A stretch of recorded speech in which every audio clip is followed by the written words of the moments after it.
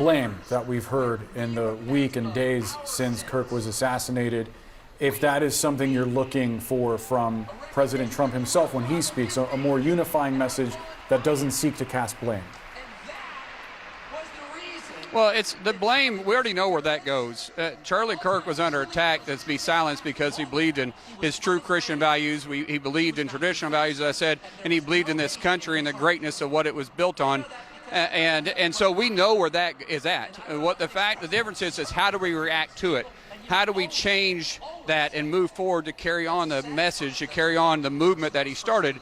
And that's by continuing to be out there, continue to share our beliefs, be able to articulate it in a manner that doesn't bring violence, which the other side did bring. We're not burning down streets. We're not rioting in the streets. We're worshiping. I mean, if you've been watching this, we've been praise and worship. People are raising their hands. This feels like I'm at my church in Tulsa, Oklahoma, at Guts Church. I mean, that's what it feels like right now.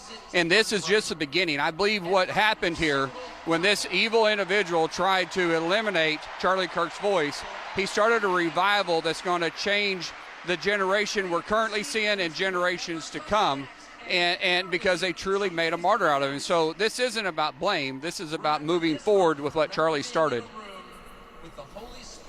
Yeah, and just to follow up, of course, investigators have not come out to specifically pinpoint a motive. I hear what you're saying there, that you believe his religious beliefs played a role. He certainly had political beliefs, according to the interviews that his family members gave to investigators that were more liberal. I want to just follow up. You know, you're talking about the fact that this is led to just galvanizing of people in the conservative movement. And we've heard about the significance of Turning Point USA. We know the organization is using today as an opportunity to register voters. What role do you expect the organization will play in the conservative movement going forward? No, they're not using this as an opportunity. This is just what's happening organically because people saw what hatred led to. And it's not saying it was politically motivated. It was ideally motivated.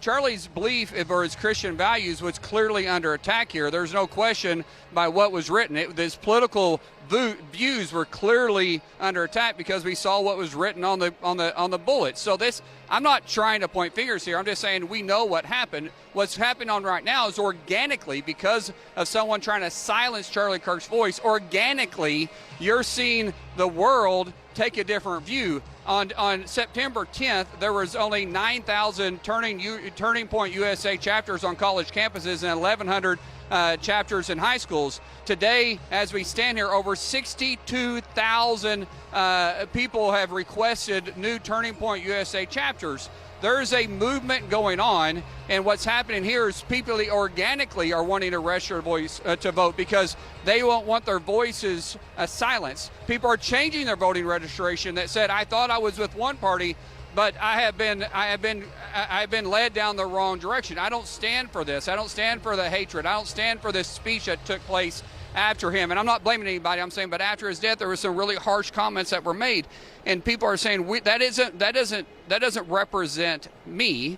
That's not who I want to associate with. And organically, people are getting involved more politically than we thought would ever be even imaginable, which I think is great. That's how you save our republic, by the people's voices being heard, and that's what Charlie was all about.